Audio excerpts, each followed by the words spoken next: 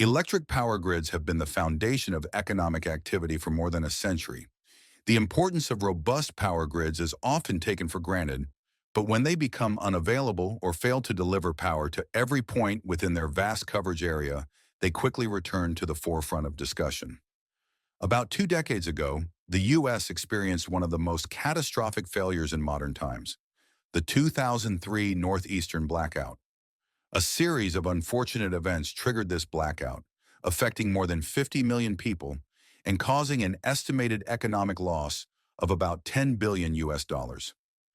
Despite such occurrences, power grids have generally managed to operate safely and reliably, mainly due to their reliance on large power plants that provide cost-effective and controllable generation. It was not only the use of fossil fuels or large dams for hydroelectric generation that ensured controllable power, but also the intrinsic kinetic energy stored in the large rotating masses of the power plants, which added robustness. This is typically described as grid inertia. Power grids are undergoing a metamorphosis driven by aggressive plans for net zero carbon emissions. The grids are transitioning to a generation mix dominated by sources such as wind and solar, which either provide low grid inertia or no inertia at all. In this scenario, concerns certainly arise about the robustness of power grids and whether catastrophic events like blackouts may become more frequent in the future. The academic community has explored potential solutions by designing controllers in wind farms that can use some of the kinetic energy stored in rotating turbines to enhance grid robustness, commonly known as synthetic inertia. Additionally, various types of controllers have been proposed for solar plants and other modern components to improve robustness in conjunction with energy storage systems. The list of proposed controllers for modern components in the power grids is extensive, as they consider different control logics and employ various physical attributes. Still, the addition of a large number of emerging controllers alone will not necessarily solve the robustness problem of future grids. A master design that enables them to collaborate for enhanced grid robustness is mandatory. Imagine you hire a crew to help you move to a different house. At some point, two crew members are needed to move bulkier objects, such as a couch. A simple yet important level of coordination is required. Let's raise the couch now, the crew members might say, or let's move to the right, as they try to navigate the couch through the hall. Now imagine the object is a grand piano with its asymmetrical shape, extended legs, wide curved body, and heavy cast iron frame. In this case, not only are more crew members needed, but much more coordination is required to maneuver the piano through narrow halls and doorways while keeping its delicate components intact.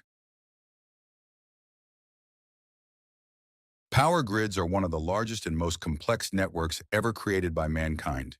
And this scene with the grand piano illustrates what current power grids are facing. The need for a large number of emergent controllers, crew members, and a great deal of synergistic control actions, coordination. The situation becomes even more complex as power grids transition to a generation mix dominated by sources such as wind and solar. The need for controllers would significantly increase, and the design of synergistic control actions would become imperative. Before the grid metamorphosis, power grids were dominated by synchronous generators installed in conventional power plants. In normal operation, these generators remain in synchronism due to the physical laws and principles of their design, without the need for additional communication or coordination among them. The grid was described as a synchronous system. Using the piano scene as an analogy, the grid was like a super strong creature with multiple limbs that could grab the piano with its many hands and carry it out without voicing instructions. Most modern renewable sources, such as wind and solar, are asynchronous and require communication at the point of interconnection for basic operation. If they are required to provide additional control actions, communication and coordination with key generators in the system would be necessary.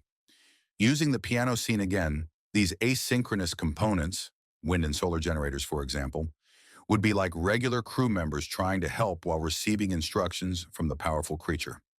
As power grids transition to a new generation mix with more sources such as wind and solar, and fewer conventional power plants. The piano scene would resemble a very large number of crew members with a combined strength greater than that of the multi-limbed creature, voicing instructions among themselves in a multi-directional way and receiving some help from the creature. It is important to note that as power grids are transformed by net zero carbon emissions plans, large conventional power plants will still be present even when the grids reach zero carbon emissions. Concentrated solar power plants and green hydrogen plants will require a similar infrastructure to thermal power plants, with their synchronous generators and large steam turbines rotating to provide electricity to the grid. This is very attractive as they will contribute to making the grids robust through their added inertia. Additionally, some fossil fuel-based power plants are being converted into synchronous capacitors for added inertia, which essentially allow them to rotate without generating power and, as a result, without polluting the environment. The future for power grids is promising, but synergistic control actions must be optimally designed and implemented for more reliable and robust grids. These actions must incorporate all actors, from modern sources such as wind and solar to conventional plants to provide electricity for a brighter and greener future.